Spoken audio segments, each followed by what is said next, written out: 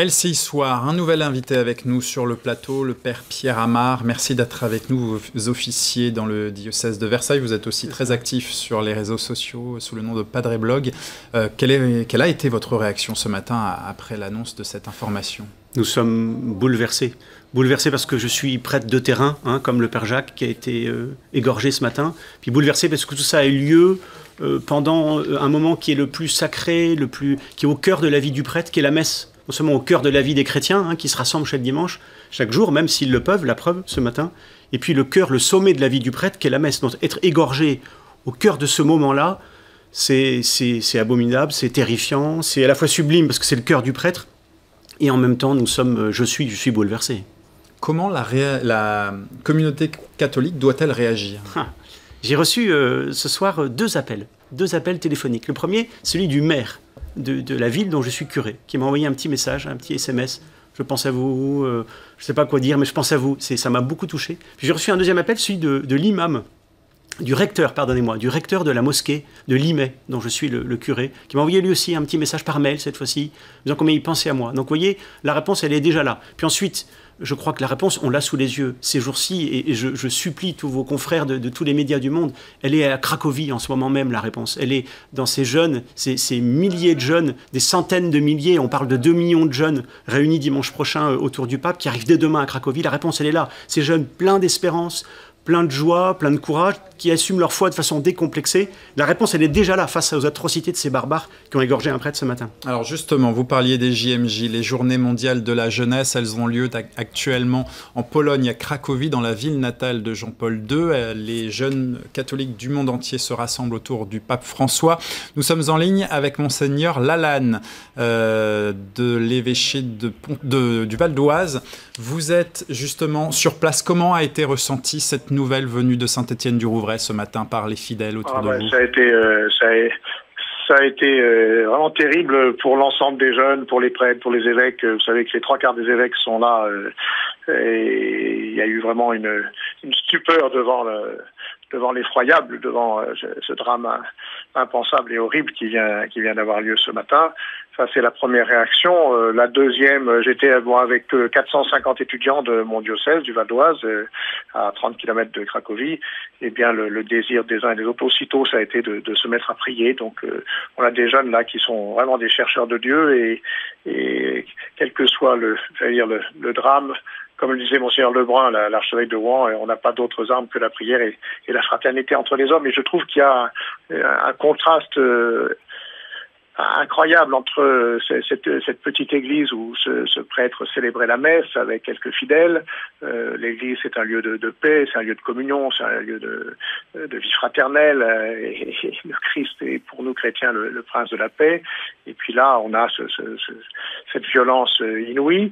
Et ce soir, j'étais avec des centaines de milliers de jeunes pour la messe d'ouverture des JMJ, avec une ferveur extraordinaire, des jeunes qui viennent de partout.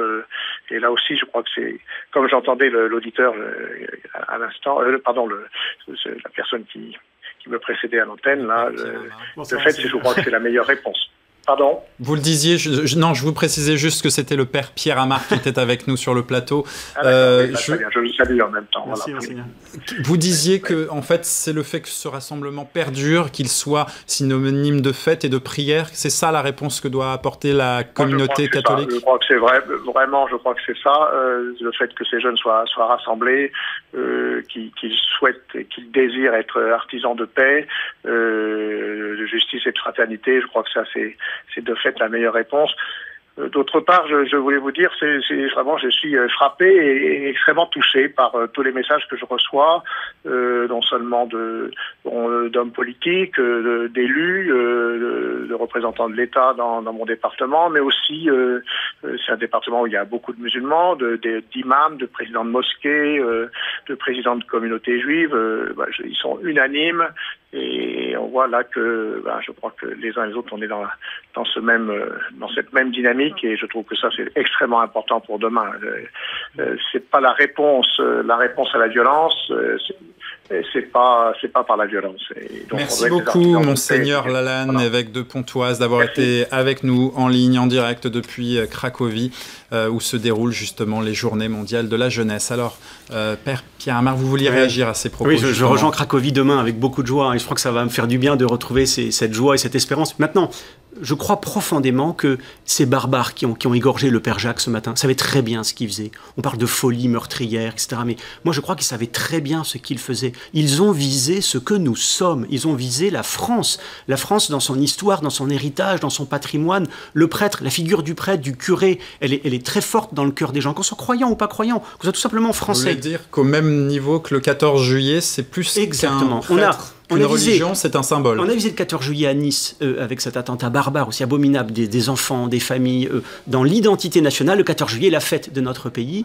Et aujourd'hui, on vise l'histoire de ce pays, sa structure, son ADN, son liquide amniotique, si vous voulez. Le clocher du village, le curé du village, le prêtre.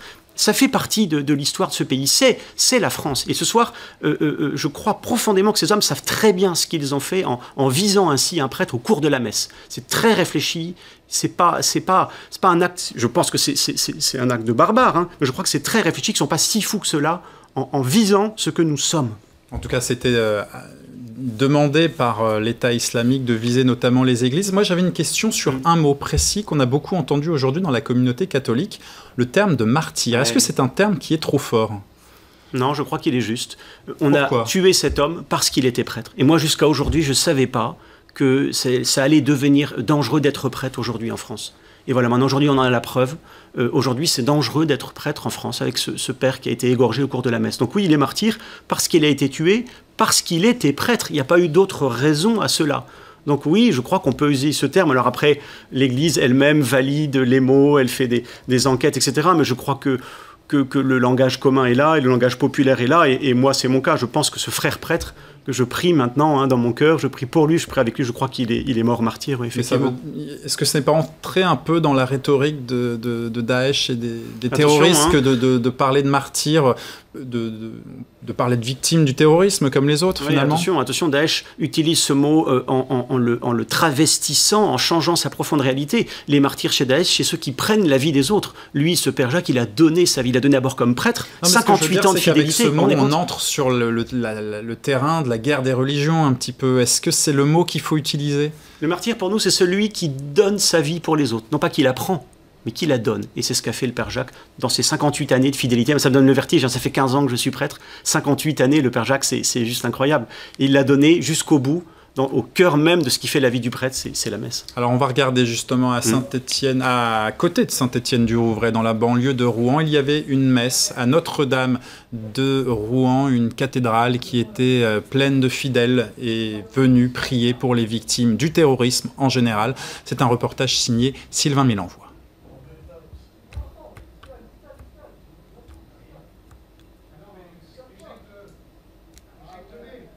Alors, le reportage de Sylvain Mélenvoix qui va arriver d'ici quelques instants, c'était dans la cathédrale de Rouen, tout à l'heure. C'est la première fois en France qu'une église catholique est attaquée. La première fois aussi qu'un prêtre est égorgé dans l'exercice de sa fonction. Le Père Jacques Hamel avait 86 ans. Toucher un prêtre, c'est toucher à l'église et c'est toucher à l'humanité aussi. Je dirais la même chose si on tuait le religieux d'une autre religion, un imam ou un rabbin.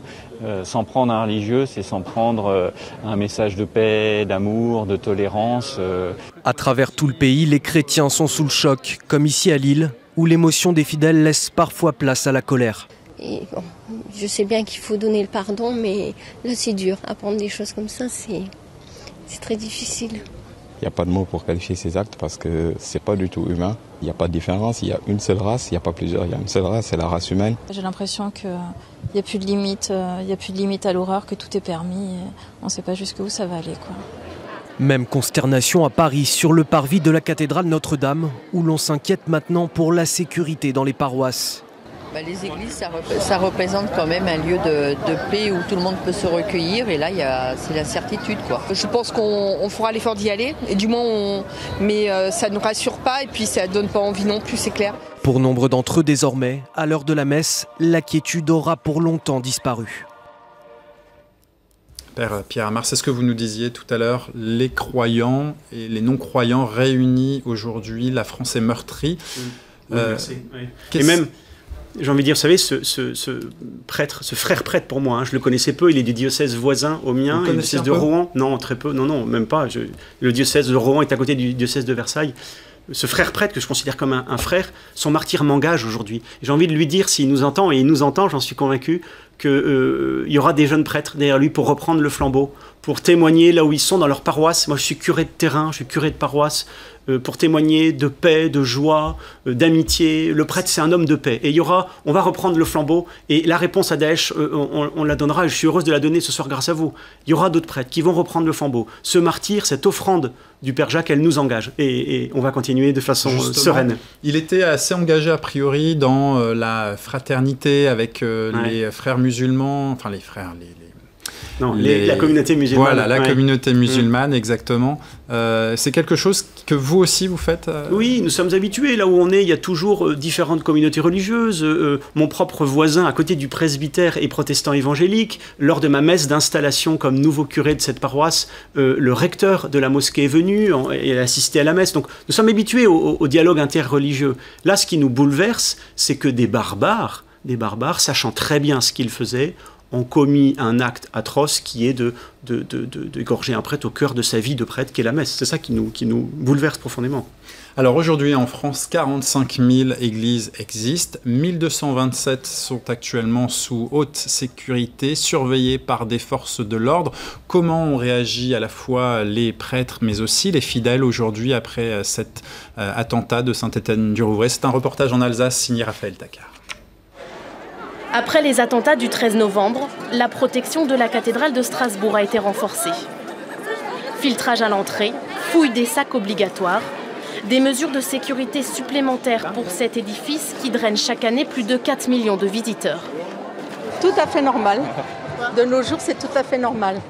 Je serais incapable de vous dire si c'est suffisant ou pas. On ne fait jamais assez et pourtant des fois, c'est plus gênant qu'autre chose. Conséquence directe de l'attentat de ce matin, le renfort de la police nationale. Déjà depuis novembre, des patrouilles de l'opération Sentinelle surveillent les abords du bâtiment. La cathédrale, un lieu sensible, plusieurs fois menacé d'attentats, notamment en 2000, au moment du marché de Noël. La cathédrale de Strasbourg fait partie de ces cibles privilégiées que nous connaissons, qui sont identifiées, et donc nous sommes tenus à des mesures d'urgence très importante. Une surveillance bien moins importante pour la trentaine d'églises catholiques de la ville. Mais cela n'empêche pas les fidèles de se recueillir tout au long de la journée. Non, on n'en voit pas, on ne voit pas de militaires devant. Mais non. oui, mais là, quand il y a la messe, ils sont là. Peu de moyens, manque de personnel. Dans cette église protestante, on surveille simplement les entrées et parfois on vérifie les sacs pendant les concerts. Nous ne pouvons pas faire différemment de ce que nous faisons aujourd'hui parce que tout simplement une église c'est un endroit ouvert à nouveau pour tous ceux qui veulent venir prier ou visiter. Devant la synagogue, surveillance 24 heures sur 24 depuis les attentats de Charlie Hebdo, avec 3 fourgons de CRS. Alors par la voix de son porte-parole, la conférence des évêques de France a estimé que ça ne servait à rien de mettre des forces de l'ordre devant chaque église. Déjà 45 000 églises, mais surtout... Est-ce que ça peut au moins rassurer les fidèles, peut-être? Vous savez, à Noël, déjà, on avait eu la première surprise de célébrer Noël protégé par la police ou des militaires. Ça fait drôle d'aller le soir de Noël, dans la paix et la joie de Noël, et d'accueillir et d'entrer dans l'église avec des soldats, avec des FAMAS à l'entrée de l'église. C'était le premier choc. Voilà, maintenant, on est monté d'un degré, évidemment, hein, on a atteint l'horreur, mais ce n'est pas une surprise. Déjà à Noël, on avait eu ce signe. À Pâques aussi, nos messes étaient sécurisées. Puis il y a eu l'attentat, enfin le projet d'attentat à Villejuif qui déjà avait allumé On a appris en avril 2015. Oui, donc ce n'est pas une surprise. Le choc, c'est l'horreur de ce matin, si vous voulez. Mais ce n'est pas une surprise. Déjà, on se doutait que ça allait se reproduire, hélas. Mais surtout, non, ne fermons pas nos églises. La remarque là, des personnes qui ont été interrogées est très juste. Si on ferme les églises, si on ferme nos lieux de culte, Daesh aura gagné. On va se recroqueviller dans la peur. Surtout pas faire ça, au contraire.